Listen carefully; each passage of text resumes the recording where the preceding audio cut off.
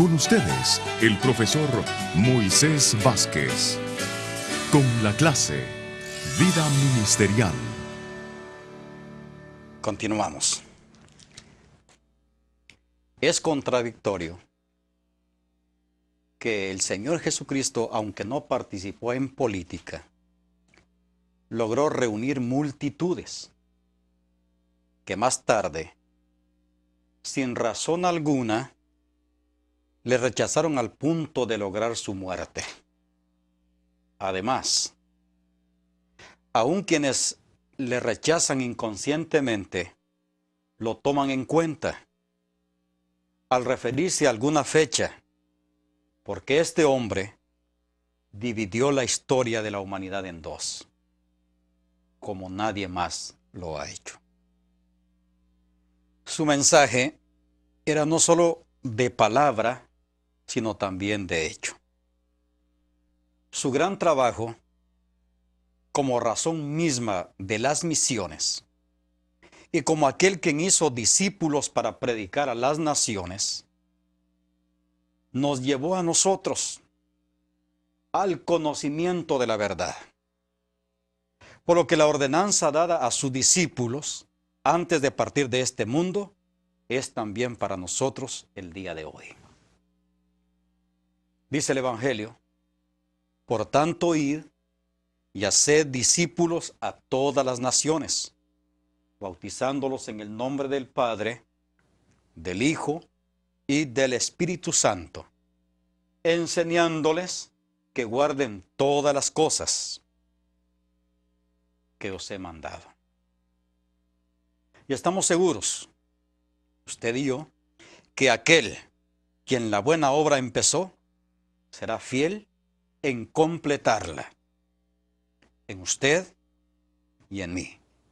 Su nombre, Jesús de Nazaret. Inspirados en el impacto que Jesucristo dejó en nuestras vidas, veamos algunos puntos de la vida ministerial del siervo de Dios en el presente.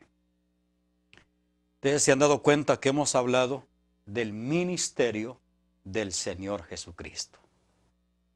En segundo lugar, ahora vamos a hablar de la vida ministerial del siervo de Dios en el presente.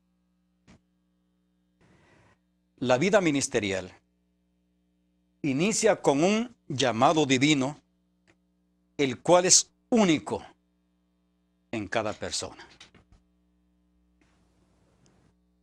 Mencionaremos algunos personajes de la historia relevantes para nosotros el día de hoy.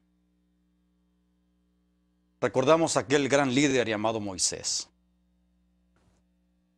Lo encontramos en el libro de Éxodo, el capítulo 3 y capítulo 4, en medio de la zarza.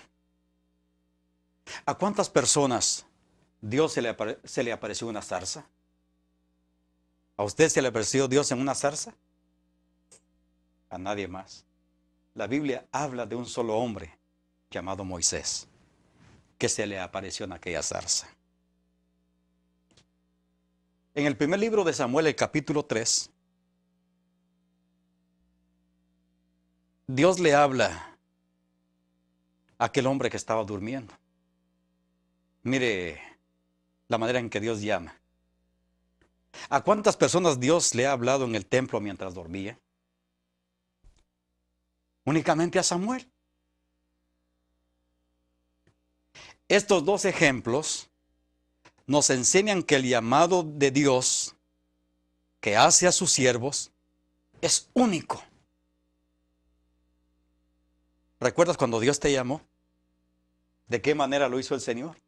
Todos ustedes tienen un llamado completamente diferente. Nadie se parece al otro.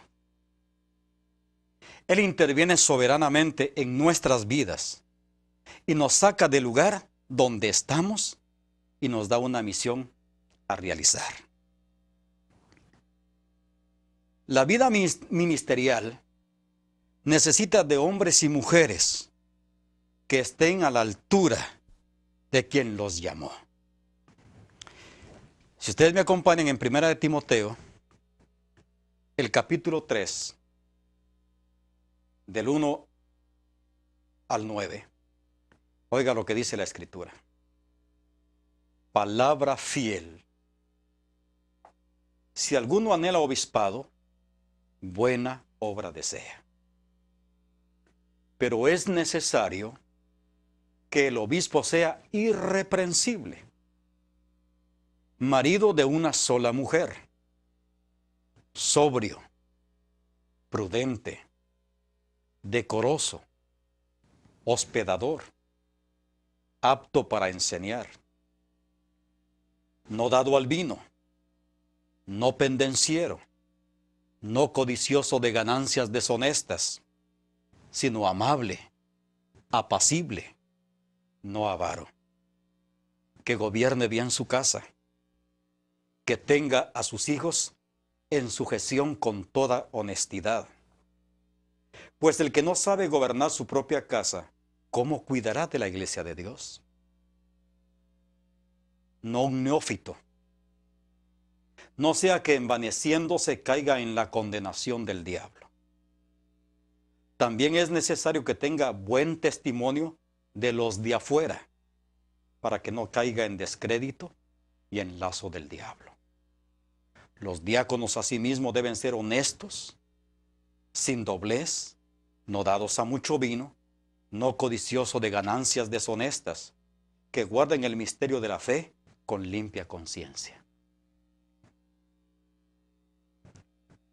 En esta carta el apóstol Pablo a Timoteo se nos dan los requisitos de aquellos hombres y mujeres que han decidido asumir el reto de servir al Señor y tener una vida ministerial de éxito. Explicaremos brevemente algunos de los significados de estos requisitos indispensables para todo líder, para todo siervo del Señor. Cuando dice irreprensibles, que nadie tenga que señalarle. Cuando la Escritura dice marido de una sola mujer, es una advertencia contra la poligamia. La traducción es casado una sola vez. Cuando la Biblia dice y requiere del siervo del Señor que sea sobrio, la palabra sobrio significa moderado, arreglado, templado, moderado en comer y beber. Otro de los requisitos es que sea prudente, o sea discreto, juicioso. Cuando se requiere que el siervo de Dios sea decoroso, está hablando de su pudor, que sea honesto, que sea decente. Un aspecto relevante también y requisito para todo líder y siervo es que sea hospedador, que alberga, que aloja a extranjeros en su casa. Y conocemos de algunos hermanos que tienen este verdadero don de poder hospedar. Y algunos, sin saberlo, dice la Escritura, hospedaron ángeles. Se requiere también del pastor, del líder o del siervo que sea apto para enseñar.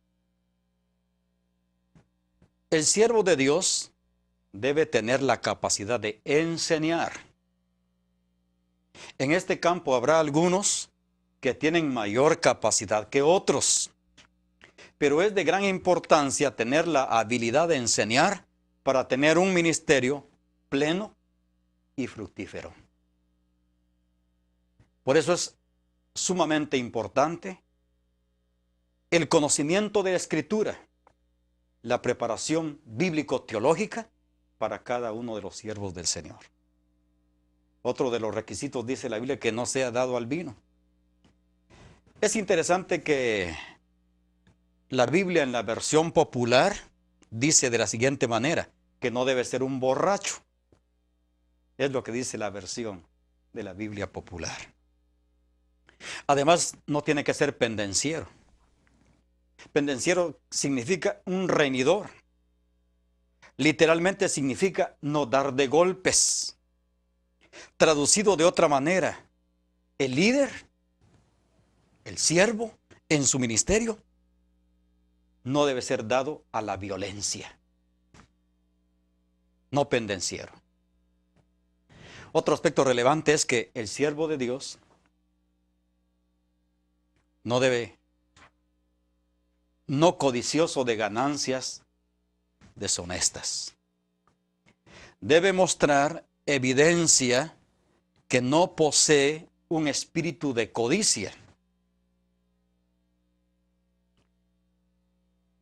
Amable significa afectuoso, complaciente.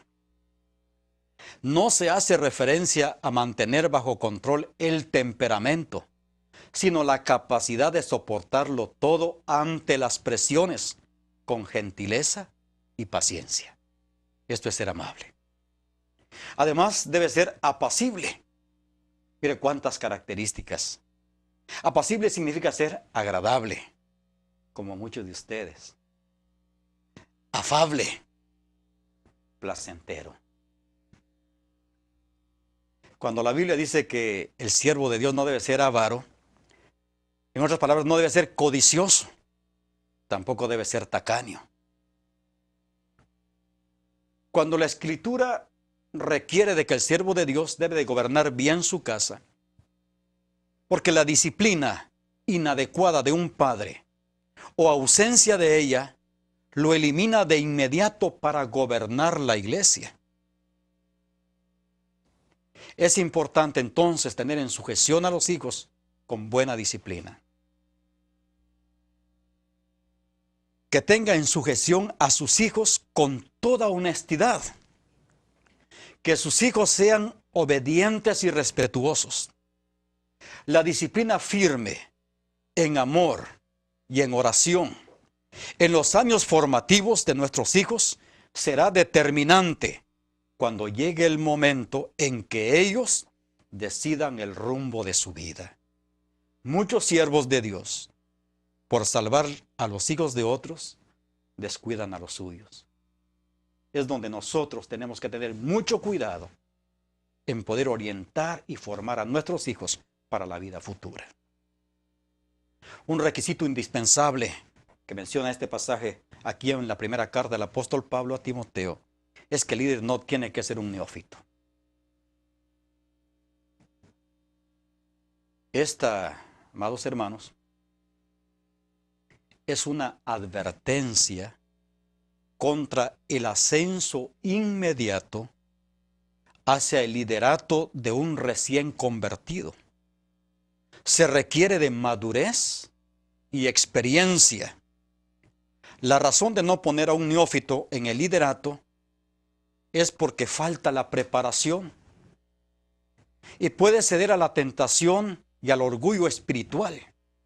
Y como consecuencia, como dice el pasaje, caer en la condenación del diablo. La versión popular nuevamente dice, no sea que se llene de orgullo y caiga bajo la misma condenación en que cayó el diablo. Otro requisito es que el siervo de Dios o el líder en su ministerio debe ser de buen testimonio de los de afuera. En el andar ministerial del siervo de Dios debe ganarse el respeto y la confianza de la comunidad ajena a la iglesia, si desea ganar para Cristo a quienes la componen. El siervo de Dios debe desear con todo su corazón que los demás lo consideren sin reproche alguno. De otra manera, dice el apóstol Pablo, se expone a la misma suerte que les espera a quienes han caído presas del orgullo espiritual. La vida ministerial requiere de hombres y mujeres que puedan salir triunfantes en medio de la crisis. ¿Recuerdan que mencionamos las crisis de nuestro Señor Jesucristo? Nosotros también vamos a enfrentar crisis en nuestro ministerio. Y una de las crisis es la crisis de la duda. En la vida ministerial muchas veces nos preguntamos ¿por qué? ¿Podré hacerlo? ¿Tendré poder? ¿Hasta cuándo, Señor? No es justo. Estas son crisis de duda. Hasta cierto punto es normal que las tengamos, pero estas no deben anidarse en nuestro corazón. Y la solución es postrarse ante el Señor y llevar nuestro asunto ante la presencia de nuestro buen Dios. Cuando salten las dudas a tu vida y a tu ministerio, busca al Señor de rodillas. Quizá una de las crisis que tanto afectan a nuestro ministerio es la crisis económica. Escuchamos por todos lados, el dinero no alcanza. La carestía de la vida. El presupuesto es insuficiente. Es aquí cuando se debe aprender a confiar en Dios y a manejar esta situación sin que dañe nuestra relación con Dios y con nuestro ministerio. Si Dios te ha llamado al ministerio, Él se encargará de suplir todas las necesidades económicas. En San Mateo 6:33 dice, mas buscad primeramente el reino de Dios y su justicia, y las demás cosas vendrán por añadidura. Otra de las crisis en el ministerio puede ser la crisis de enfermedad. Muchas veces Dios permite la enfermedad en el siervo de Dios o su familia para formar su carácter y para recordarle que el ministerio que realiza lo hace en la fuerza de quien lo llamó y no en sus propias fuerzas. Un querido pastor, el día de su graduación, en el año del 76, recibí el título de la licenciatura en psicología, pastor de una iglesia. El mismísimo día de su graduación, sufre un accidente y muere instantáneamente. Un comentario de otro consiervo suyo decía, sin duda, este es el premio que Dios quiere darte, recibirte en la patria celestial. Cuando pudimos ver ese día de su graduación, el féretro, la toga que él usaría para su graduación, los padrinos de su graduación, el decano de la universidad, exactamente a las 5 de la tarde, cuando él recibía el título, este título se lo entregaron a la esposa y la toga sobre el féretro el día de su graduación. Sin embargo, estos eran los planes perfectos de Dios. Una de las crisis aún en la familia ministerial. Crisis de enfermedad. Otra de las crisis es la crisis de persecución. En este siglo XX, parece que hablar de persecución es un tanto imposible, pero ciertamente en muchos lugares, siervos del Señor han sufrido persecución al punto de haber salido del país donde estaban ministrando porque su vida corría peligro. Una pareja de misioneros con sus 2 pequeños niños tuvieron que salir inmediatamente de cierto país europeo debido a la situación política. La salida fue tan rápida que dejaron todas sus pertenencias y tomar lo necesario. Y dejar todo aquello que quizá valor monetario no tenía, pero sentimentalmente era de gran valor para ellos.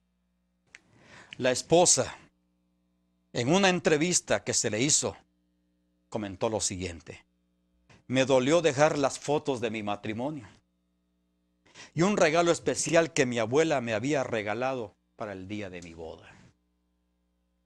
Ellos, convencidos de que Dios les había llamado a ministrar, volvieron a aquel país. El que no entiende los planes de Dios diría, ¡qué locura volver! Querido hermano, si usted está pasando alguna crisis de esta índole, tenga la seguridad que allí donde está, Dios le cuidará. Es una de sus promesas para los siervos del Señor. Debemos aprender a resolver nuestras diferencias además con otros líderes. Qué hermoso sería no tener problemas con otros siervos de Dios. Pero la realidad es otra. Ahora bien, no debemos permitir que nuestras diferencias interrumpan el ministerio que el Señor nos ha encomendado, ni obstaculizar el ministerio de otros, por lo que debemos aprender a resolverlas. Y hay diferencias, y esto también lo menciona la Escritura, y vamos a mencionar algunas de ellas, algunos ejemplos de las diferencias en los líderes.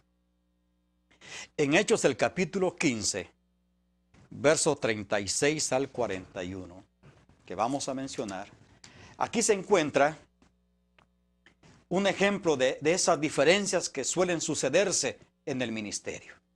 Hechos capítulo 15, verso 36 al 41, dice la Escritura. Después de algunos días, Pablo dijo a Bernabé: volvamos a visitar a los hermanos en todas las ciudades en que hemos anunciado la palabra del Señor para ver cómo están. Y Bernabé quería que llevasen consigo a Juan, el que tenía por sobrenombre Marcos. Pero a Pablo no le parecía bien llevar consigo al que se había apartado de ellos desde Panfilia, y no había ido con ellos a la obra. Y hubo tal desacuerdo entre ellos que se separaron el uno del otro. Bernabé, tomando a Marcos, navegó a Chipre. Y Pablo, escogiendo a Silas, salió encomendado por los hermanos a la gracia del Señor y pasó por Siria y Cilicia, confirmando a las iglesias. Aparentemente aquí hay una separación y hay desacuerdo. Después de algunos días, Pablo dijo a Bernabé: volvamos a visitar a los hermanos en todas las ciudades en que hemos anunciado la palabra del Señor, para ver cómo están. Pero ya en la segunda carta del apóstol Pablo a Timoteo, el mismo apóstol ruega por este consiervo suyo.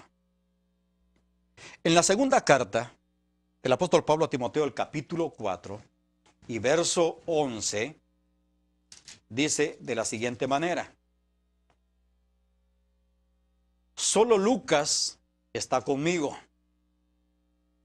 Toma a Marcos y tráele contigo, porque me es útil para el ministerio. Seguramente Marcos ya había madurado en su vida ministerial. Y el apóstol Pablo, enterado de esto, ve que ya califica para la obra.